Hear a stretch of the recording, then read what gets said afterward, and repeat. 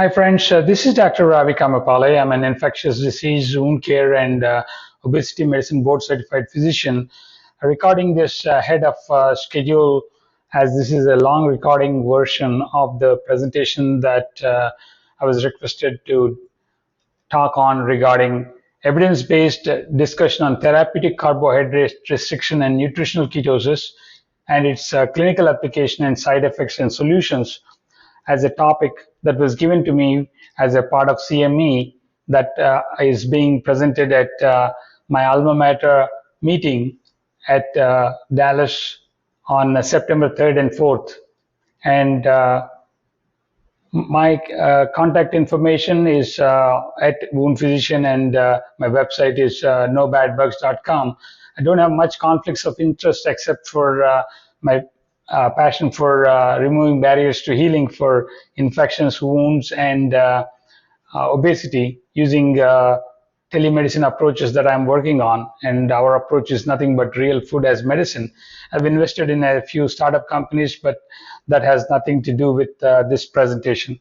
My target is nothing but the tsunami of chronic diseases that we are facing as a healthcare pandemic, and that is really causing the trouble at this point.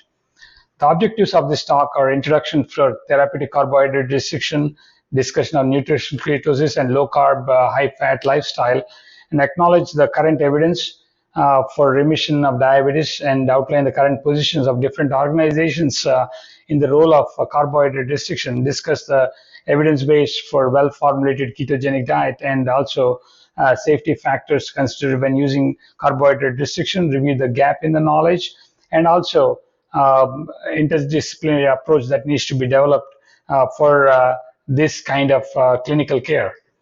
Now, basically, the real problem in healthcare now is this pandemic. As you can see, in many countries, including Russia, United States, China, and India, almost 7 out of 10 people are obese. Now, when it comes to China and India, the effect is exponential because of the population that they have.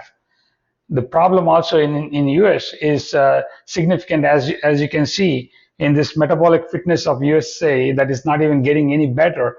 This was an enhanced study that was done survey from 2009 to 2016 that showed that only 88%, that is 12.2% of them are healthy, that is 88% are metabolically dysfunctional. But again, another survey that came out that was just published is showing that between 1999 to 2000 and 2018, basically the cardiometabolic health has been poor and worsening, with only 6.8% of adults being optimally in health from a cardiometabolic standpoint.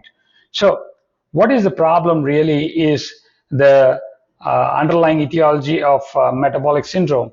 Now, for those who really are wanting to brush up this idea, is when the blood pressure is more than 140 over 85 and total cholesterol is higher, but that's not in the criteria. But here you have a basically HDL cholesterol that is less than 40 in men and less than 50 in women, and more than triglycerides more than 150. This is the cholesterol component of the metabolic syndrome, and also fasting blood sugar that is more than 100, and also waist circumference more than 40 in men, more than 35 in women. Basically, it just turns out that most of the people that have this have elevated insulin and obviously elevated BMI and increased waist circumference, which the clinical signs of which are hypertension, PCOS, fatty liver, obesity, gout, skin tax, hirsutism. Now, what is the cause is not fully understood, but obviously people have are overweight, have sedentary lifestyle, and chronic stress. And in terms of what is happening inside the body, it is increased insulin levels. Excessive fat stored in the liver and pancreas is causing higher inflammation, and that is causing the whole problem in healthcare delivery with issues that are related to metabolic flexibility that is lost. as the subcutaneous adipocytes are filling up, the patients are flexibility of metabolic status becomes inflexible because the subcutaneous adipocytes are filled up, and then it turns out to become metabolic syndrome where the fat stores in the visceral adipocytes and excess fat energy in the blood, that is triglycerides, are seen, and that becomes diabetes when there is no subcutaneous or visceral fat present, and there is excess triglycerides, that is excess fat in the blood with also glucose in the blood. So overfatness and energy toxicity is what is happening because of hyperglycemia, resulting in abdominal obesity, insulin resistance, and abnormal lipid parameters and hypertension, resulting in metabolic syndrome.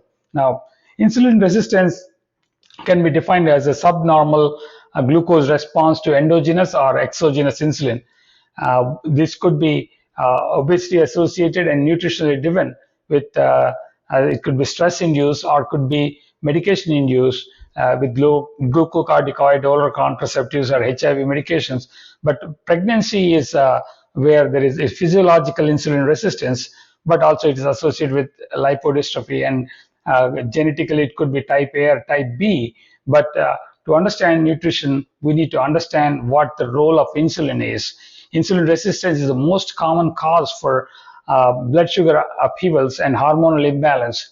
Fasting blood sugar is a single parameter that is not really monitored in healthcare at this point, wherein in metabolic health, if the fasting insulin is low, that is insulin sensitive, whereas when the fasting insulin is down, or insulin resistance happens, or the insulin level is high, then you become diabetic or pre-diabetic. We're talking type 2 diabetes here. So basically the pre-diabetes range and diabetes range, it happens in the metabolic spectrum of insulin resistance. So insulin resistance has significant association with coronary artery disease, as you can see, with dysglycemia, elevated blood sugars, inflammation, endothelial dysfunction, hyperuricemia, whereas sometimes people can manifest this as coronary syndrome, but also it turns around that inadequate insulin secretion can lead to diabetes type 2, but compensatory hyperinsulinemia, insulin can result in syndrome, that is metabolic syndrome and type 2, but also lead to coronary artery disease, all this with the root cause of insulin resistance.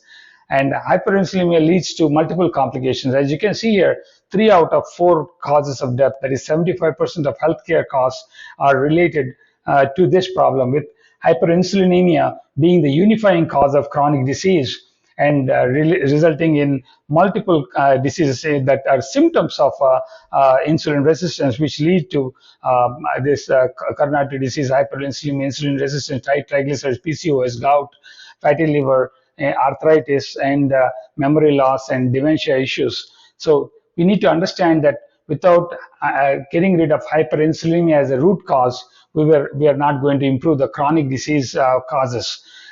This was also stressed in an article in Time in February 23rd, 2004. But mostly what happens is the science is right now being read, repeat, and reward, and not read and question. And then we might, if we ask questions, then there might be punishment. So we need to understand that inflammation is at the root cause of more problems in healthcare. The modern disease of health is related to chronic diseases that are caused by insulin resistance, and it is at the core of this is inflammation. And I don't know why most of us really don't are not taught this, and this is a missing link that has been the pathophysiology and biochemistry of how refined carbohydrates, so fructose and oils connect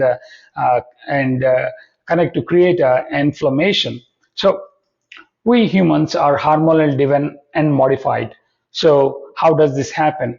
It is as we age, as we eat ourselves through this whole problem, we have insulin response. But insulin response keeps the glucose low until a point where then insulin production falls and results in insulin resistance. Normally with any carbohydrate intake, the sugar response goes up, then it is followed by insulin response, and the glucose comes down, but then the insulin resistance continues and accumulation of fat continues. So you can see here the glycemic response to protein is less than carbohydrate, whereas if for fat it's less, it's even lesser.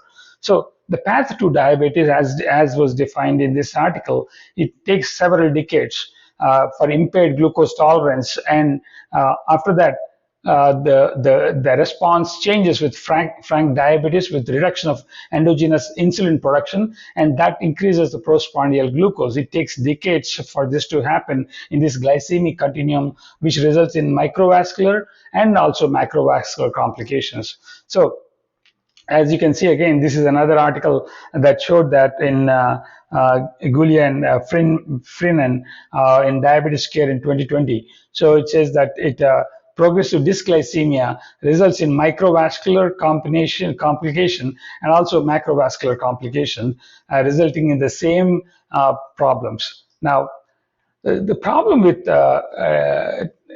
nutritional ketosis is that we have been dissuaded against it. Ketones were discovered in the urine in around 1850s, and then ketogenic diet was used in before 1920s to manage diabetes with strict low carb nutritional approaches. But then once the diet was once the insulin was discovered in 1920s, the changes happened. But also, it so happened that Cahill did fasting studies in 1972, and Atkins started his dietary revolution around in the 70s. But then the changes happened.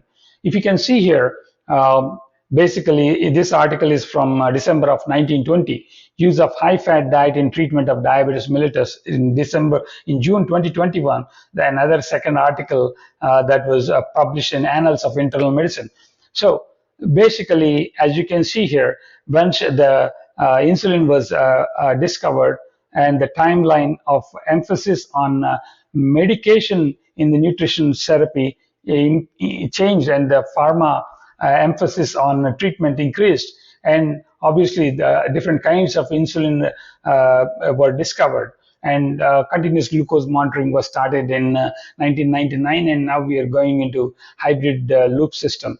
Now, therapeutic carbohydrate restriction as a nutritional concept was in around 1863. You can see here, this is one of the early diabetic cookery that was published in around 1917 with recipes of different kind of foods that are restricted.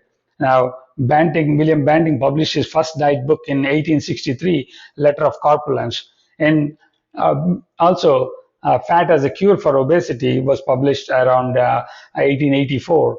So basically, this is not like a fat diet as it is proposed to be. Tools in the toolbox of care delivery are to help the patients, and we have to look at different options that we have. We're told to do that DASH diet, low-fat diet, low-energy diet, Mediterranean diet, paleo diet, and vegetarian vegan diet. From a therapeutic carbohydrate restriction, there is low carb, ketogenic, carnivore, and fasting. Now, what are the benefits of controlling carbohydrates is weight loss, improved health markers, different markers that are noted with the reduction of insulin. We'll talk about that at the end. And also better mood regulation, coping with stress, appetite control is very important. And decreased need for caffeine for energy. Decreased need for caffeine for energy, and also less joint stress, less headaches. Now, we are told that carbohydrate is essential. Yes, it is essential, so essential that even if we don't have it, our body makes it. So carbs are not essential really. It's not an essential macronutrient. It is protein and fat that are essential. Carbs could be optional. Only fat and protein are essential in our diet, and glucose can be made from liver by gluconeogenesis. And we have to understand that there are multiple barriers to carbohydrate restricted diets. That is, we don't understand it well. There is lack of time and access to resources. There is fear around side effects. The lack of mentors and lack of clinical team and unable to order blood work is one thing. And also, some people say, I'm not convinced, I don't agree, and conflict with innovative eating, and they want to avoid any complication. But as we give medications to patients, there is complications. All diets have to be in the toolbox, and we have to create some tracking guidance and medication. Like medication, there is risks and safeties that we have to discuss and teach. And also, there has to be interdisciplinary coordination with the dietitians, and we have to be careful with loud voices that drive the sanity in the discussion point. So, coming to the definition, we have to understand that there are different diets. You see, in this whole process, the protein and carb ratio. Suppose if you take the Ornish diet, it is more than 60% carbs. American diet, SAD American diet, which is standard American diet, is more carbs, also with fat included in it. The Mediterranean diet is coming to 40% of carbs, but whereas well-formulated ketogenic diet, which is like 70 to 75% of fat with protein of 15 to 20%, carbs of 5 to 10%, is falling in the space where you can end up producing ketones. So in the high carb diet, the carbs are more than 230 grams. Moderate carb diet, 130 to 230. Low carb diet is 50 to 130. Ketogenic is less than 10%, which is 0 to 50. Now, when it comes to the ratios of ratios for therapeutic carbohydrate restriction, the classic keto diet that was is proposed for epilepsy is wherein you have a 4:1 ratio, that is 400 grams of fat with 90 grams of protein and 10 grams of carbohydrates. Whereas the moderate diet, whereas the ratio is 1:1, is you have 200 grams of fat with 150 grams of protein and 50 grams of carbohydrates. Mostly the modified Atkins or low glycemic index keto, which is mostly the keto diet which is done, is 150 grams of fat with 200 grams of protein. That is, protein is prioritized here in this kind of ketogenic diet. So basically, there are different versions of the ketogenic diet that are put into the space. But we have to understand that it is a complex issue. People who are on ketogenic diet can only claim to be in ketogenic diet if their blood have ketones in it. That is, they have to be in a state of nutritional ketosis, and it is not diabetic ketoacidosis. So we have to be careful. Nutritional ketosis is not diabetic ketoacidosis, wherein when the ketones have to be between 0.5 to 3, that is optimal keto zone, wherein the patients are in very low carb diet, and the ketones are between 0.5 to 3. And this can be measured now only also in the breath ketone analysis that is being done in there are different easier machines to do that, whereas this is a pinprick testing, the blood testing, wherein this happens when you get into the keto adapted zone, which takes sometimes weeks or months for some people. Now, we have to understand that nutritional ketosis happens in a complex way, and we have to understand that acetyl-CoA is a pathway that is a connector for most of these pathways of metabolism, wherein carbohydrates go through glycolytic pathway and fats go through beta oxidation, and proteins are transaminated. All of these come to combine and come to the acetyl-CoA, which is accumulating, say, in the state of where there is need for gluconeogenesis. Basically, the oxaloate state is taken away for gluconeogenesis now from the Krebs cycle. So body accumulates more acetyl-CoA, and basically, as acetyl-CoA is accumulating, then the acetyl-CoA goes into the body, and basically the acetyl-CoA enzymes then convert go into the body, wherein there is free floating in the mitochondrial matrix, and wherein acetyl-CoA is then in the hepatic mitochondrial matrix. That's the difference. So extrahepatic mitochondrial matrix does not have the enzymes to convert this acetyl CoA into ketones. So liver is a major organ for this. So liver health is very important. And basically, liver has enzymes, acetyl CoA thiolase, HMG CoA synthase, and all this HMG CoA lyase, which form acetoacetate, and then that freely dissipates into beta hydroxybutyrate or acetone. Mostly the beta hydroxybutyrate is in the blood, and acetoacetate is is also urinated out, and acetone is spontaneously released from acetoacetate. So basically, we need to understand that acetone, acetoacetate and beta hydroxybutyrate are the complex issues that are complex ketones that are easily produced from fat also, and also these are released as metabolic products in a therapeutic restriction state. The role of ketones is not just as a fuel, but also signaling molecule and significant signaling metabolic properties. So when you're testing the blood ketones, we are mostly testing beta hydroxybutyrate, whereas when you're testing the breath ketones, you're testing the acetone. So urine is testing acetoacetate, I think. So basically, nutritional ketosis is a metabolic state wherein body is predominantly fueled by dietary fat. It occurs when there is limited carbohydrates, and obviously in ketosis during multi-day fasting, ketones provide 60% of brain energy, and nutritional ketosis is not ketoacidosis.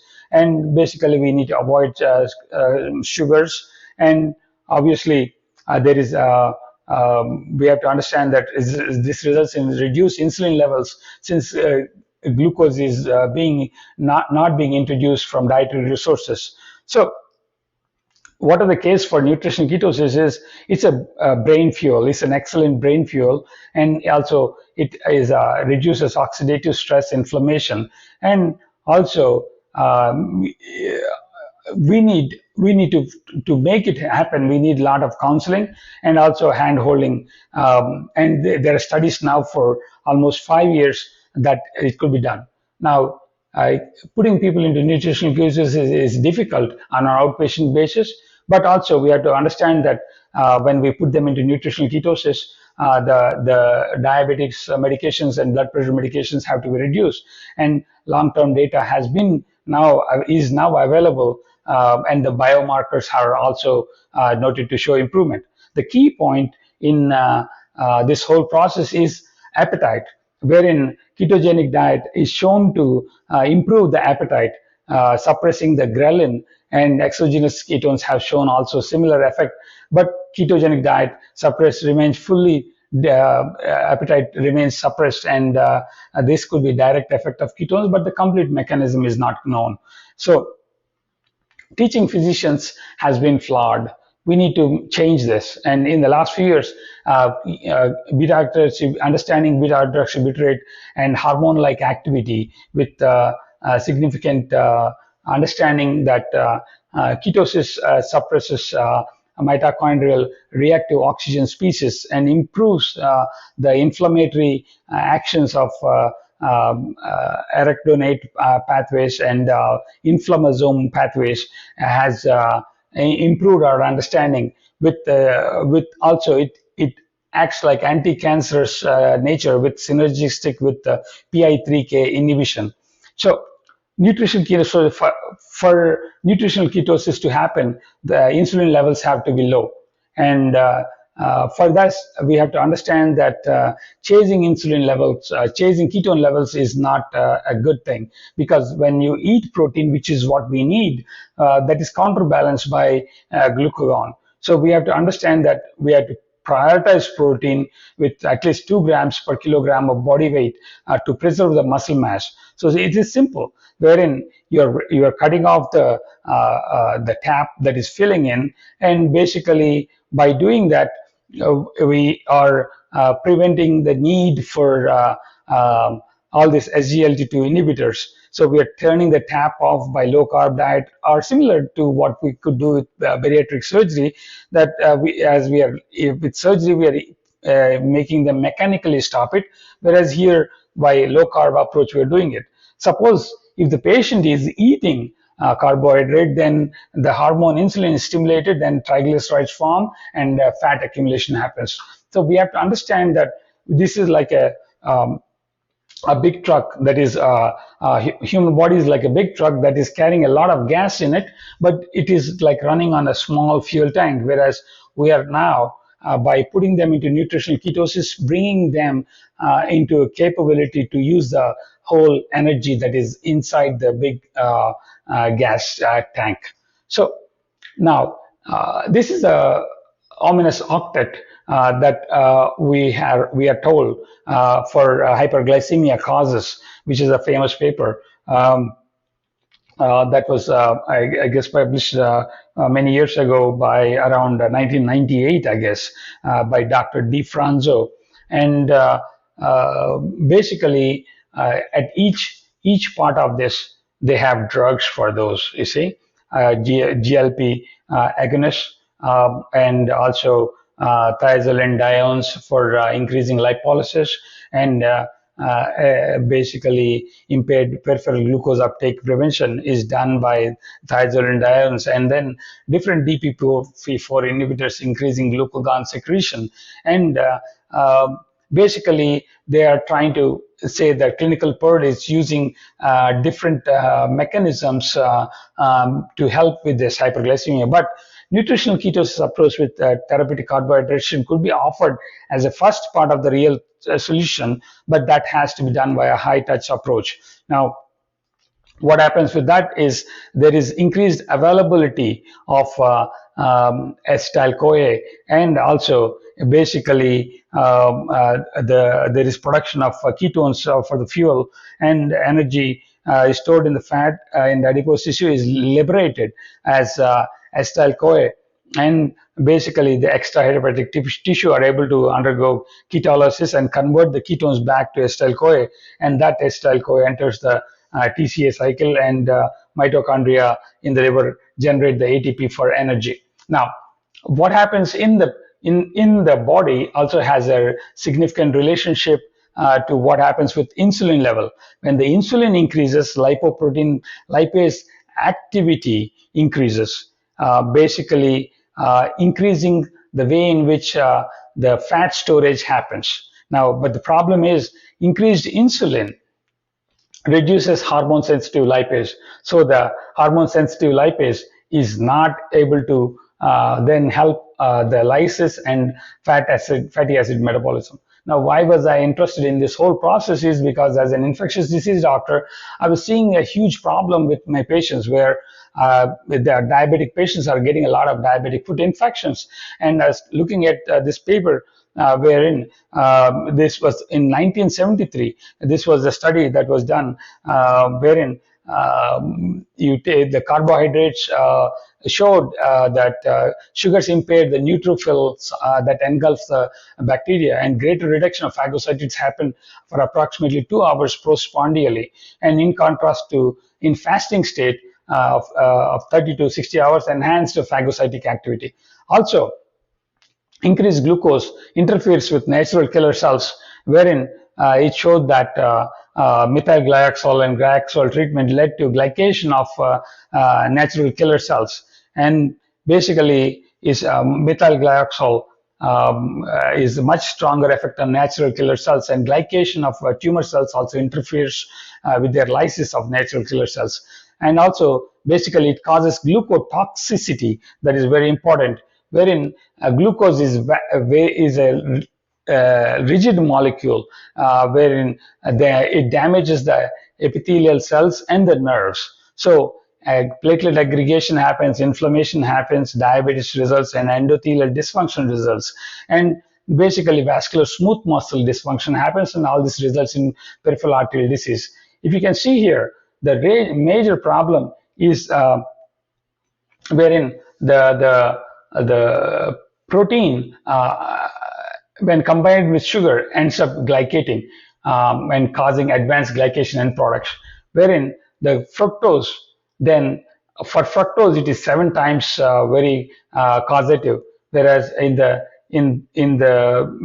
basically if you see here, the red blood cells also get clumped up in a post glucose load state.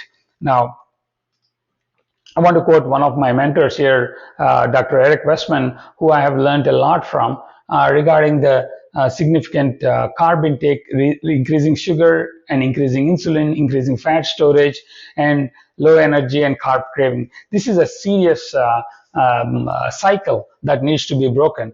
Metabolic health has a lot to do with our behavior and also chronic inflammation. Now, beyond weight loss, the evidence for therapeutic ketogenic diet is huge, whereas it has been shown to suggested mechanism, the proven mechanisms are here, and emerging evidence is here, wherein cardiometabolic parameters are noted to show reduced HMG-CoA reductase activity, reduced blood insulin level, and epilepsy suggested mechanism is neurotransmitter activity, reduced neuronal excitability, and mTOR pathway activity. Weight reduction is happening with reducing the appetite, and also blood insulin levels and mitochondrial activity changes are shown with improvement in diabetes. So these weight reduction, epilepsy, cardiometabolic, and diabetes are strong evidence, but emerging evidence in neurological diseases, PCOS, and cancer are being worked on. Now, ketogenic diet is a gold standard therapy for few treatments that are enzyme derived problems in patients, wherein it's a gold standard for pyruvate dehydrogenase complex deficiency, and also when the patients can have glucose transporter type 1 deficiency syndrome. So there is significant data that shows that ketogenic diet helps. Now, how does that happen is in fatty liver is a significant example, wherein ketones are working through satiety by leading to improving the satiety, and also via histone acetylation and increasing the oxidative stress resistance genes. And when the satiety is improved, the weight is reduced and fat accumulation is reduced, and basically there is significant anti-inflammatory effect through its effect through NLRP3 inflammasome, and also basically patients microbiome changes also are noted, and reduced oxidative stress is being noted. So also there is activation of GPR109A that is reported with anti-inflammatory effect, along with NLRP3 anti-NLRP3 activation, and reduce IL-1 beta and IL-18 pathways. So basically, ketones are noted to show significant effect and physiological mechanisms in the respiratory area, where there is attenuation of inflammation and also metabolic homeostasis.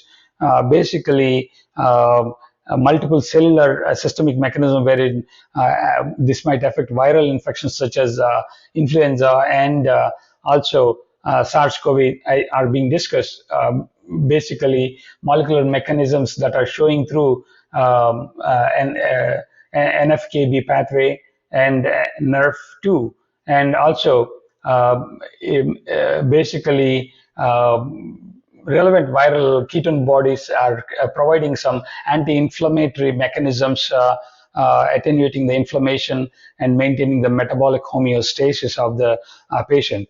Now, this happens through epigenetic pathways of regulation of metabolic health, wherein there is increased SIRT1 activity, and also protection, wherein epigenetic changes happen with ketone bodies, wherein histone deacetylation and adaptive metabolic pathway changes happen with epigenetic effects mediated by ketone bodies on SIRT1 through their targets on metabolism, and through their activity through HDACs.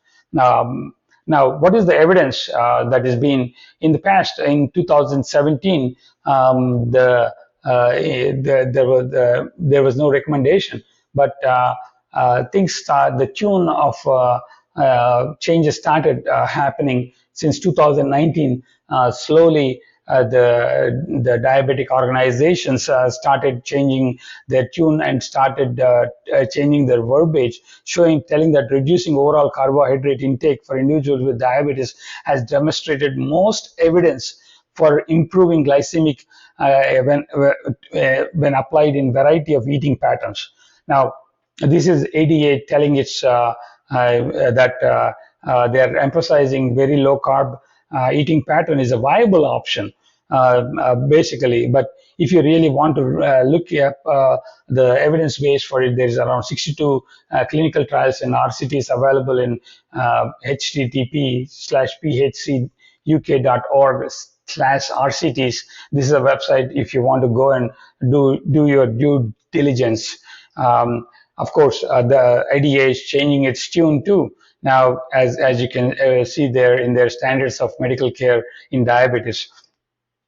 So, impact of ketogenic diet on metabolic parameters is shown that basically is greater with glycemic control is better, wherein there is lower hemoglobin A1C and weight reductions are improved when compared to low-fat diets. So, this is also seen in 2008. This was another favorable study that showed that even in 2008 that low carb versus low calorie diet for metabolic syndrome, all markers got better except basically small LDL-C change that has increased. So basically weight loss was better with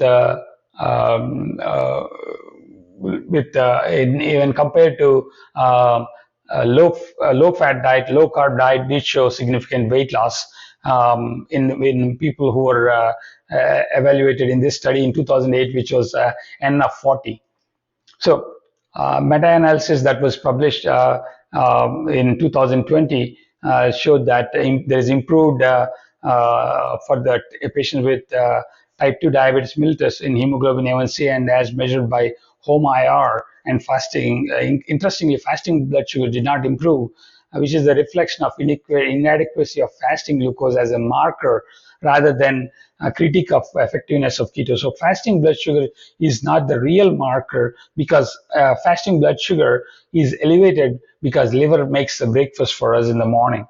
So a ketogenic diet was more effective in improving weight control and metabolic parameters as compared to low-fat based comparator diets. So another thing is, like I said, this is the site to go to for those studies. But evidence-based approaches, here is another study in 2018 that concluded that multiple approaches for developing delivery of low-carb diet are safe and effective and comprehensive for reduction of type 2 diabetes. So international guidelines with Canadian organization also has put that in 2020. And basically, if you see here, the British Journal of General Practice has shown that also publishing that the diabetic oral hypoglycemic agents have to be reduced, and it's shown improvements in kidney stones, bipolar activity, and also they are published some recommendations for that. This was a significant study, I should say, by done in University of Indiana by an organization, Verta, that was led by Dr. Sarah Hallberg, who was one of the key leaders in low carb movement, and this is their 2-year data that showed patients reversing their diabetes, but they now came out with a 5-year data that just came out earlier this year that is showing that over 5-year period, very low carb diet showed excellent retention state and sustained clinical significance for weight loss, glycemic control, and reduced dependency on anti-diabetic medications. Now, There is another study that made me think about getting more interested in this aspect for ketogenic diet as an infectious disease doctor. This was another study that was basically done that showed that immune response to infection are influenced by several eccentric factors.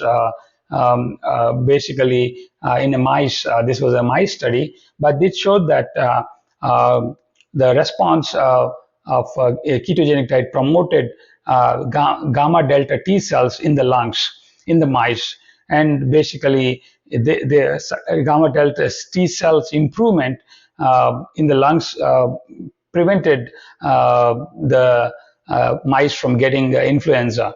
So that prompted me to look at what is going on with the outcome of COVID. I was coming up with a opinion piece that said how we wrote an opinion piece in University of Louisville Respiratory Medicine Journal where we talked about how immune T cell augmentation can help prevent COVID-19, and where we were proposing that optimizing improvement and making sure that we can improve host immune response through changes in environment, lifestyle, immunology, and lipidology can affect the microbes and microbiome and change the genetic factors. And this was an opinion piece, but that ended up, I guess, now there were one or two other articles that came out. This just came out in BMJ in 2022. That showed that medically supervised ketogenic diet elicited a significant weight loss and may favorably impact COVID-19 hospitalization. So that evidenced that the proposal that we need to look at metabolic syndrome and improved ketogenesis that could be maintained in a supervised environment would likely help COVID-19 hospitalization. Now, how does that happen? Like I talked about, is through improvement through NLRP dependent innate immune reprogramming. And basically, Western diet alters the lipoproteins, and NLRP3 recognize Western diet and mediate trained immunity. And basically, by suppressing the NLRP3 inflammasome, ketogenic diet improves the innate immune programming. Now, there's another aspect to this with NLRP3 inflammasome, wherein glucose and reactive oxygen species cause this problem too, wherein there is increased reactive oxygen species. High glucose intake exacerbates by inducing the Th17 cells, and also basically glucose induces the Th17 cells independent of T cells and increases the mitochondrial reactive oxygen species, and that induces TGF beta activation. This is a mouse model, and basically that leads to a lot of inflammatory changes and also changes that happen in nutrition, metabolism, and aging pathways, wherein ketone bodies are effective. Particularly beta hydroxybutyrate is a drug-like effect. So ketogenic diet by itself is almost a drug level of a problem. It's like giving you a strong medication. So it affects via histone deacetylase inhibition, which is similar to the powerful cancer suppression drugs. So basically, BHBA binds to the protein that wraps around DNA that is involved in gene expression. So now, this was another study with metabolic markers in women's health initiative that was done that showed that when there is in diabetes and insulin resistant patient, in addition to hypertension and smoking and obesity, the strongest risk factors for premature occurrence of coronary disease is increased 10 times if female who has diabetes, and six times if insulin resistance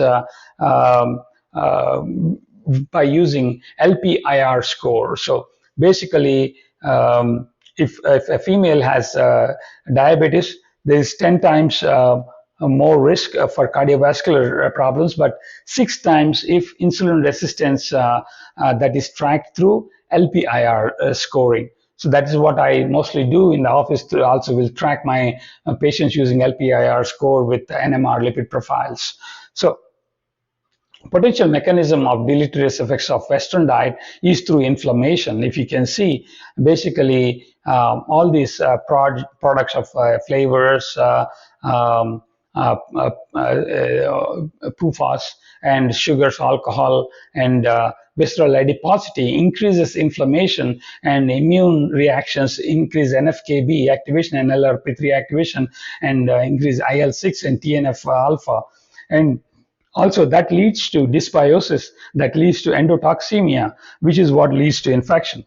And this adipose tissue dysfunction is manifesting itself as inflammation and increased adipogenesis, and also impaired thermogenesis and metabolic inflexibility, causing other issues, including insufficient angiogenesis and cell death.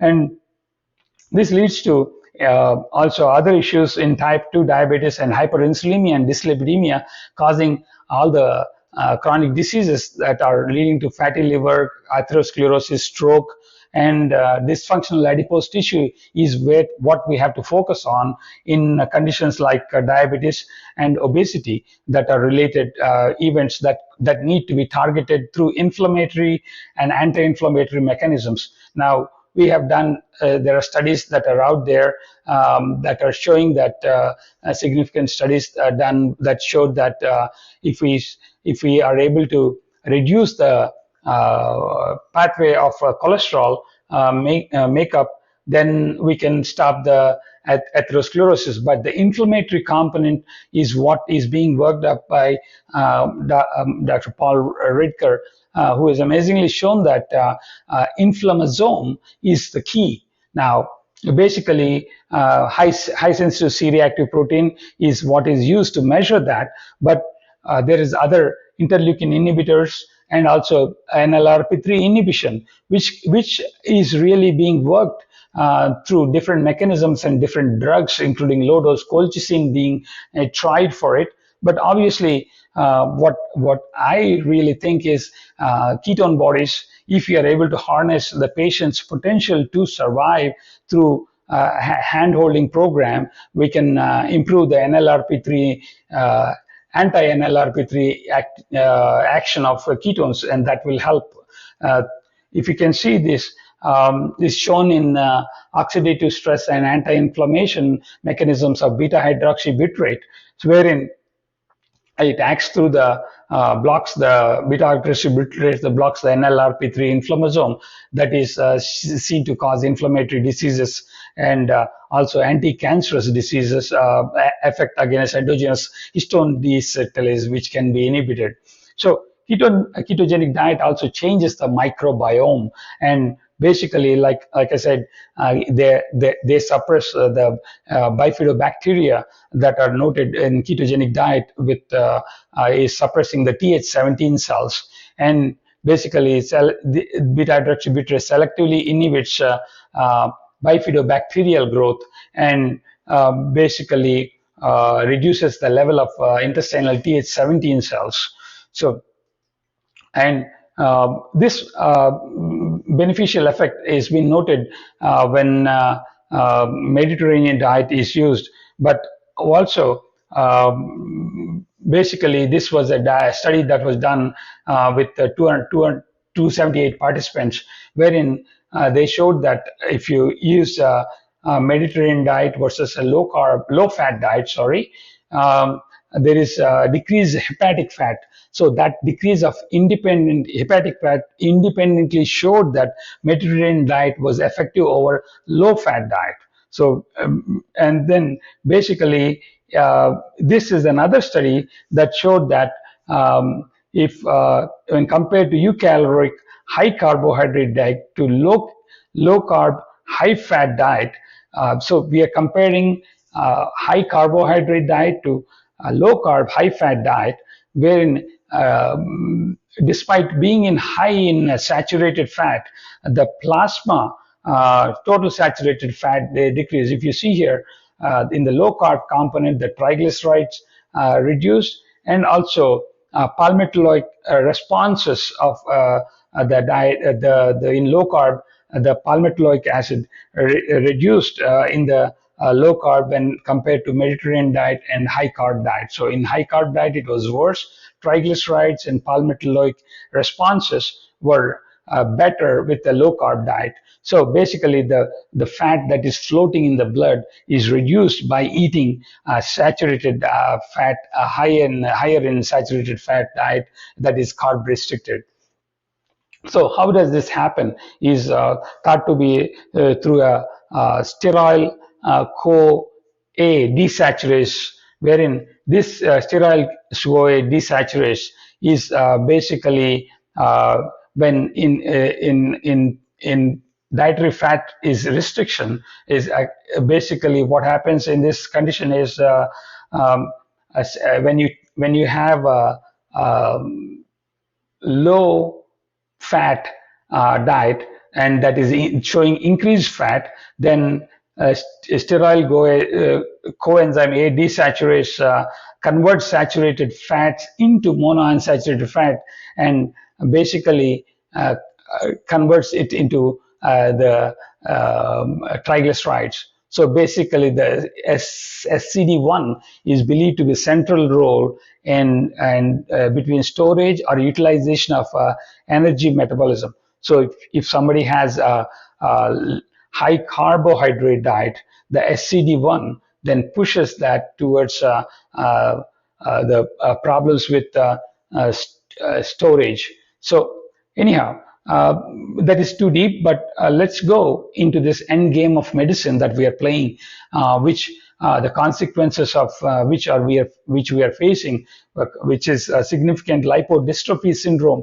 but are presenting as fatty liver, pancreatitis, different neuropathy, and my bread and butter of I should say butter and butter, a low carb kind of a thing, wherein complications of diabetes, which is what I see mostly, is basically the consequence of lipodystrophy with ectopic fat storage in because of severe insulin resistance leading to hypertriglyceridemia and poorly controlled diabetes causing this end game of medicine. Now, how does this happen is simple, wherein excessive glucose generates NAD basically, and NAD leads to overload of electron transport chain, and basically that causes reactive oxygen and reactive nitrogen species, and also this increased glucose causes increasing glycolysis that causes DNA damage and basically leads to PARP activation with altered gene expression through this PARP pathway and oxidative stress, leading to inflammation, and also through this polyal pathway, which I will explain in a bit, and through increasing of activated end products of glycation end products through this pathway, basically inflammation and diabetic neuropathy and all the complications of end game of medicine is happening. Now, here is a mechanism of polyol pathway. When a person is eating more glucose, that more glucose can in the presence of aldolase reductase can convert into sorbitol, and basically sorbitol has a significant osmotic effect, and in tissues with reduced sorbitol dehydrogenase activity, wherein that sorbitol is not converted to fructose, then what happens is the in hyperglycemic condition, wherein sorbitol dehydrogenase activity is not there, then like in the diabetic retinopathy in the eye and in the kidney and in the nerve, these accumulate, and that causes problems with increased reactive oxygen species and obviously diabetic neuropathy. So this is a significant mechanism as a reason why we have to tell our patients that in people who are eating high glucose diets that will activate aldolase reductase, and that leads to sorbitol formation, that leads to formation of fructose. But unfortunately, in tissues that don't have sorbitol dehydrogenase activity with high carb intake, all the problems with the eye, kidney, and nerves happen, which is what we have to very carefully explain to the patients. So now, this is a significant article that opened my eyes to low carbohydrate nutrition. This was published in 2005, and Guntur et al. Showed that in this work that simply by using a low carbohydrate diet group, result after 2 weeks of a low carb ketogenic diet, there is a increase, there is improvement in fasting blood sugar, insulin sensitivity, and medications were eliminated, and plasma triglycerides were reduced, and hunger was reduced. And this was published in Annals of Internal Medicine in 2005. And now we come to many treatments of obesity, which is what I specialize in. But most of the treatments are, we give a lip service of lifestyle and tell them to do some intensive behavioral therapy, but we don't handhold, and we come up with these medications which are needed to help them. But there are medical devices, and like the rings that are applied, and surgical therapies, and non-invasive anti-obesity strategy with medication helps patients. But there are also metabolic surgery. So metabolic surgery helps with has been shown with significant evidence to show reduce in death, reduce in heart failure problems, reducing in kidney failure and atrial fibrillation. But what is shown that is, if we are able to help, this is like a CGM, continuous glucose monitoring study, wherein they showed that if we are able to maintain the glucose in time in range, there is all-cause mortality with the cardiovascular disease is noted to show improvement. Now, also, there is another study of this is a dose-dependent effect of carbohydrate restriction from 4,291 patients from 50 trials. This was analyzed, just showing that it shows reduced linearly with carbohydrate restriction, and through maximum reduction to down to 10%. With a significant improvement in hemoglobin A1C, body weight, blood pressure, triglycerides, HDL, and also significant improvement in LDL-C also. So now, what is the significance of continuous glucose monitoring is shown in this study, where they showed that personalized postprandial diet versus Mediterranean diet. So they gave CGM to patients, and 225 patients, and a personalized machine learning algorithms were used, wherein people were taught how to improve their glycemic control using their personalized glucose monitoring. But other regimen was Mediterranean diet.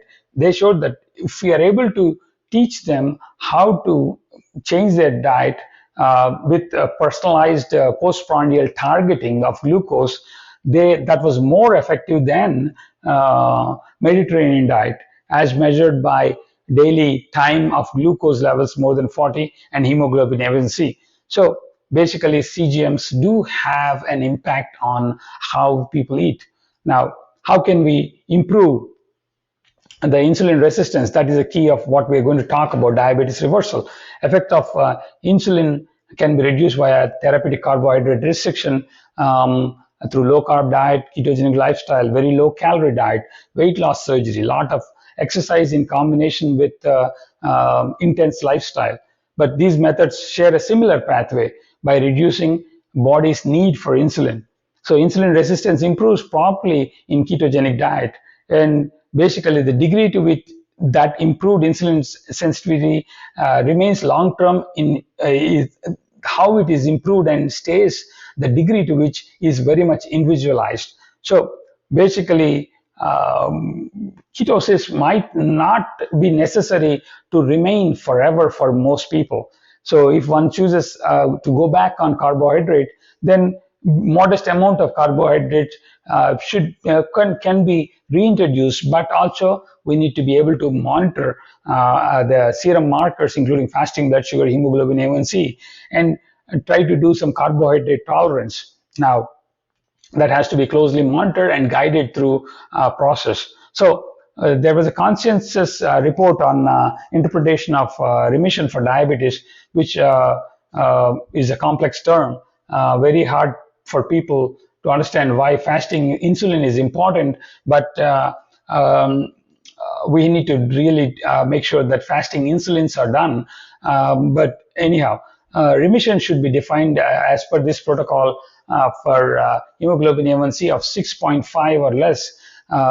And people have to be off usual glucose lowering therapy for 3 months.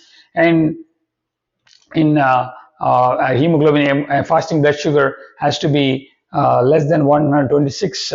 And basically, to document remission should be performed prior to the intervention and no sooner than 3 months after initiation of the therapy and withdrawal of the glucose lowering medication.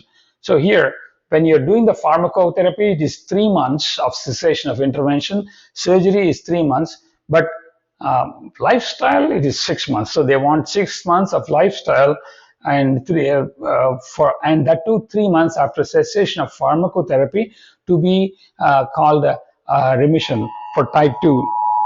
For type 2 to call it as a remission for type 2 diabetes. So this was another study wherein 30 consecutive patients who satisfies the inclusion of very low calorie ketogenic diet and low carbohydrate diet was shown, wherein the BMI was significantly reduced in very low calorie ketogenic diet.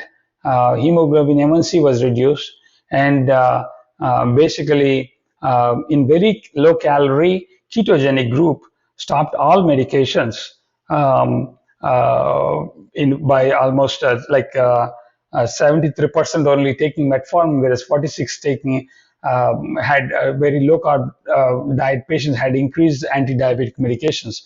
So basically, we have to understand that therapeutic carbohydrate restriction has a potential to reverse diabetes, and there is no current gold standard dietary intervention treatment for insulin resistance, but the effectiveness is through likely these 4 factors.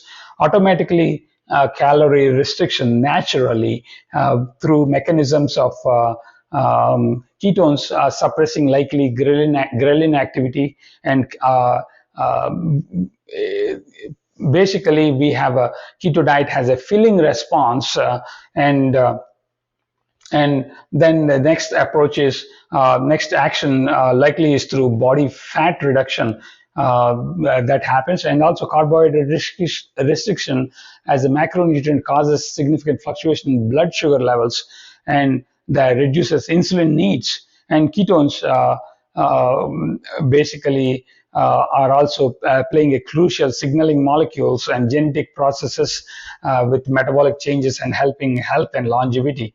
So how to do ketogenic diet is to minimize insulin resistance is through maximizing nutrient density, minimizing glycemic impact, and keeping insulin activity pulsatile. So basically through intermittent fasting, avoiding industrial seed oils, processed carbs, and avoiding snacking is very important, and trying to build muscle and improving sleep. So basically, this process improves the insulin sensitivity, and basically this diet is done to minimize insulin resistance by increasing protein, increasing dietary fat, fiber intake, and low glycemic index foods, and lowering dietary fat intake. There's multiple other studies that are showing remission as an evidence approaches, including surgery, these are the few studies that are available. We don't have time to go through all these again, but suffice it to say that there is significant organizations that are working on low carb. I'm part of a founding member of an organization which is called the Society for Metabolic Health Practitioners, SMHP, and also there is another organization called Low Carb USA, which has come up with clinical guidelines, and you can go to lowcarbusa.org or Google this one, and basically it talks about who should consider carb restriction, and they talk about well-formulated ketogenic diet, and talk about evidence-based for gluconeogenesis and dietary restriction. So the background is very low-carb ketogenic diet and restriction to low carb diet, very low carb diet, low carb ketogenic diet, and reduced carb diet, depending upon the number of grams of carbohydrates. And basically, the evidence is showing that they assist with all aspects of metabolic syndrome through reducing glucose levels, reducing fasting and postprandial insulin levels, and improving insulin resistance. So basically, when an amount of less than 50 grams of carbohydrate frequency leads to change in metabolism from glucocentric metabolism to adipocentric, wherein ketones and fatty acids are primary source of energy. So the changes improve, showing that there is improvement in hypertension, there is improvement in dyslipidemia, and also improvement in appetite. And patients with metabolic conditions, and all the patients are really ideally need to have a glucometer that would help. And this approach has to be individualized. And the lab work that is done is elucidated here. Apart from also testing for fasting insulin is very important, uric acid and thyroid scans. And some people do C-peptide and calcium scores also, along with hemoglobin A1C and liver testing and other routine blood tests we do. So the basically cause of concern is type 1 diabetes mellitus, and which some people are really closely monitoring and even doing that, but at this point we have to take it with a grain of salt, and little evidence to suggest the protein intake at levels consumed in low carb are harmful for the kidneys. And obviously in people, initially there could be a flare of gout, so sometimes we are giving allopurinol. That happens because excretion of ketones is in the urine is preferred than when compared to uric acid. So that initial hump, when we are tiding over, then the gout chances are reduced. So basically, we have to make sure that the keto fluid that is with salt intake, we can improve that. And also, sometimes bone broth or bouillon cubes are used. And medication adjustment is very important in people with immediately making sure that hypoglycemia is prevented. And mostly the thiazolidines are stopped, and DPP4 and GLP-1 agonists are used, but we try to avoid SGLT2 inhibitors because of increase of ketones that can happen with those drugs. So blood pressure has to be monitored, and you can go to lowcarb.usa.org/clinical guidelines to look up this thing. So we talked about blood glucose monitoring, and some people we might have to adjust the warfarin too. So what are the benefits of doing this? It is helping in with there is other conditions that might be helping, but there is that has to be closely monitored. Say in ketogenic diet, in anti-seizure activity, in cancer also there could be muscle wasting, and all these articles that I have attached in the in your compendium of things that we need to really look at. And also it is studied in genetic disorders like Angelman syndrome and Kabuki syndrome. And also there is another study just came out that is talking about statin therapy and the carbohydrate diet. But I don't want to ruffle any feathers here, but I just wanted to show this graph wherein low carbohydrate therapy does, there is some concern of elevated LDLC, but mostly that is not seen. But that one concern is something that has to be weighed against the benefits of improved small dense LDL numbers, reduce LP little glucose, reduce insulin, and all the increased HDL. And that is something that has to be weighed in. So contraindications, we need to understand that they're contraindicated in patients with pancreatitis and liver failure and disorders of fat metabolism, including carnitine palmitoyl transferase deficiency and also primary carnitine deficiency and fatty acid beta oxidation deficiency. And I think PPAR gamma, one of the PPAR molecules mechanism is also thought to be a problem. And also potential contraindications is in some cancer, it could cause undesirable weight loss. And also medications have to be monitored very closely, and receiving people who had bariatric surgery with the digestion of fat is very much important, and pregnancy and breastfeeding are to be relatively closely monitored.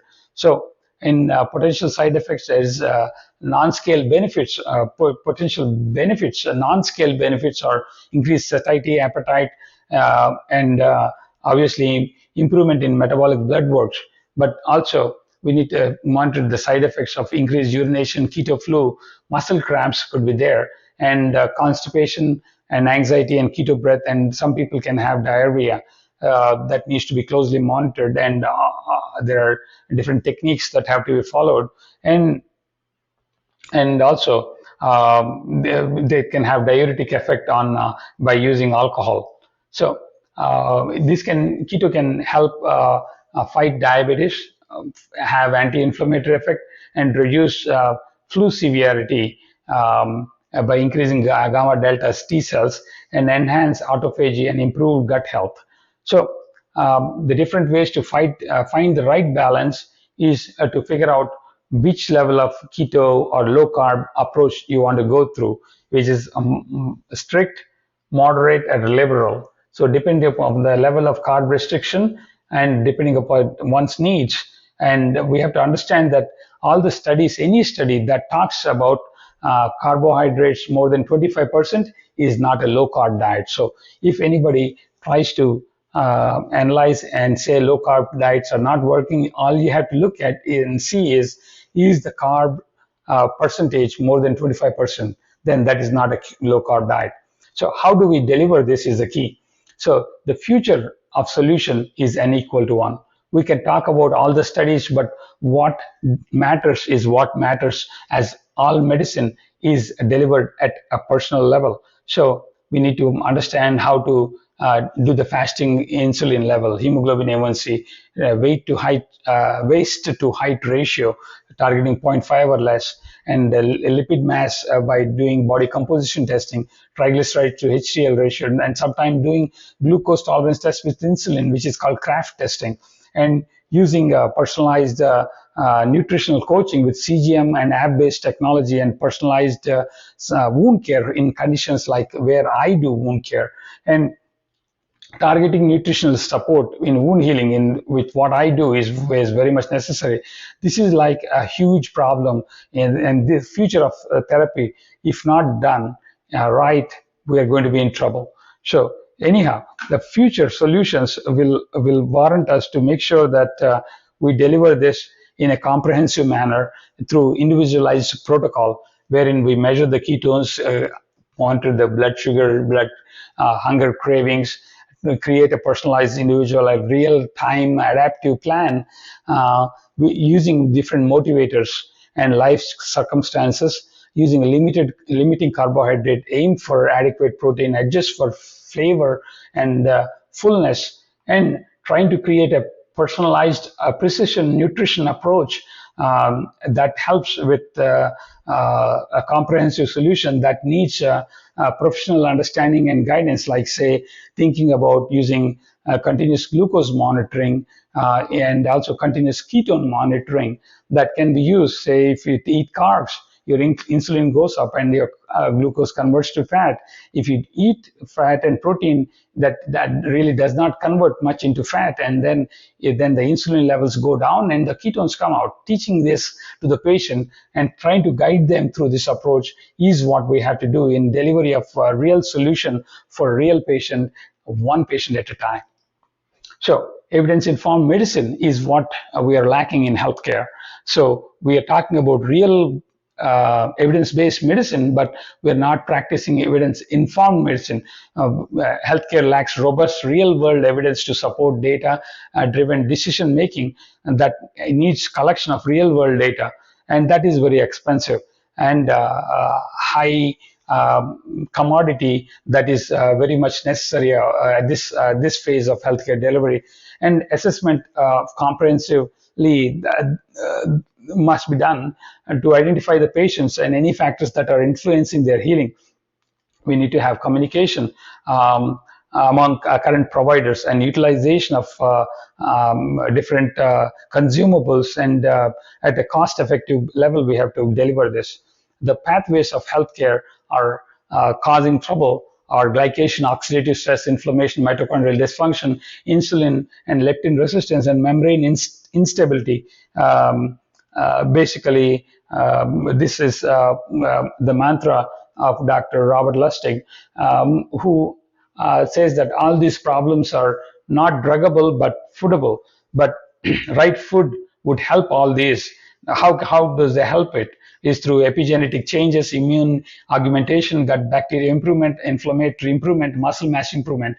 And we have to go through this whole real food strategy that expands beyond healthy cooking, understands the social connection, and incorporate power of mindfulness and building a holistic behavioral change approach.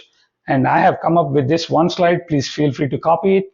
And basically, I have borrowed from different resources and come up with this thing wherein we need to avoid a high carb approach, keep carbs low, avoid processed vegetable oils and foods, and eat nutrient dense food. What is nutrient dense food?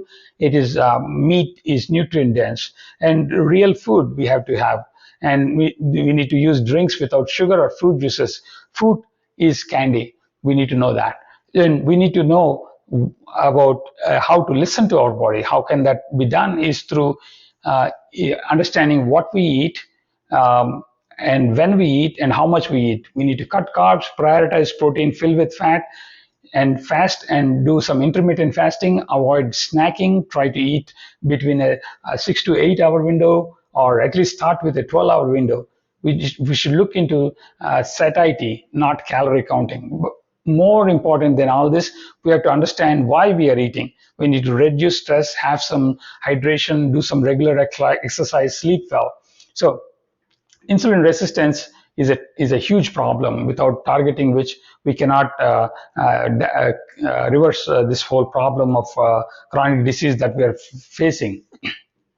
Low carb ketogenic diet help lower the insulin level. Nearly all studies suggest that low carb diets are superior to low fat diets in optimizing the levels of insulin, and processing food items high in protein and fat is mostly harmless so long as carbs are not combined into the mix.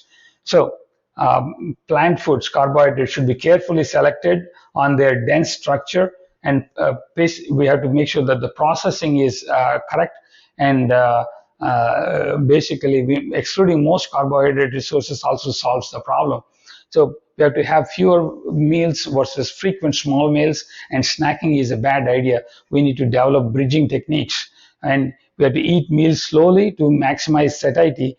And also on rare occasions, we can have occasional carb-rich and desserts at the end of the meal, but that has to be only rarely. And basically, in the end game of medicine, there is no magic pill for proper human nutritional lifestyle. Food addiction blinds us all to the consequences of fasting, consequences of processed food, and limb loss is what is we seeing. And we have to understand that we cannot just go about this mass medicine mindset. We have to develop personalized N equal to 1 medical approach, and we just have to do it. And we have to monitor and taper treatment. To accomplish great things, we must not only act, but also dream, not only plan, but also believe. And we have to understand that we have to review, assess, plan, communicate, and monitor. And all these steps have to be as a part of this prescribing process that we have to go through. And we have to make sure that the healthcare professional that delivers that service is what we have to focus on. This I borrowed these pictures and from the internet and added this to that, trying to ask us each if we are that clinician that is going to help this patient out of this sick care approach that we have. And I did that through my own journey when I was 225 pounds in January 2015, and went through a life-changing events that made me come down to around 171.6 with my own personal journey. And if you can see here, this is my carb challenge on the weekends when I ate carbohydrates to see what happens. So essentially, the change does happen slowly, but we have to track. You see this love handle that I have and change over that I have done. So this we have to approach this with a no ostrich approach in healthcare. One can't fix healthcare unless we fix health, and one can't fix health unless we fix nutrition. And that fix starts with each one of us. And that's in the Swiss cheese model of healthcare delivery. We're talking about all this physical distancing for COVID and all the other things that are needed, including vaccines, pills, and all that. But metabolic fitness has to be the primary objective in this fragmented healthcare. Unless we do a root cause approach, we'll be like these blind people that are trying to deliver services to our patients who are suffering. And we have to key takeaway is remission of chronic disease is possible through various food first approaches. And we have to have nutritionally educated physicians, and we have to see where whole foods are that we have to be using in the toolbox of healthcare delivery, using nutrition and personalized lifestyle, but also understanding that addiction is what we have to target. We have to build our temple, but also find our path. This is a temple that I go to and walk these 11 kilometers, and it is a long walk, but it takes around 4 to 6 hours. But this is the journey that I am after to design a self-sustaining healthcare system in India. And this was one of the videos that I had.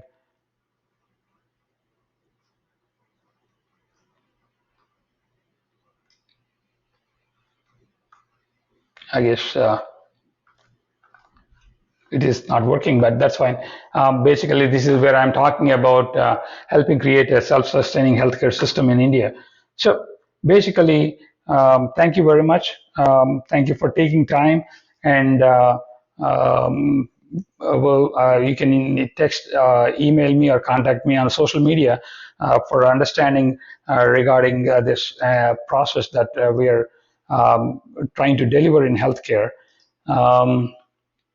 Okay.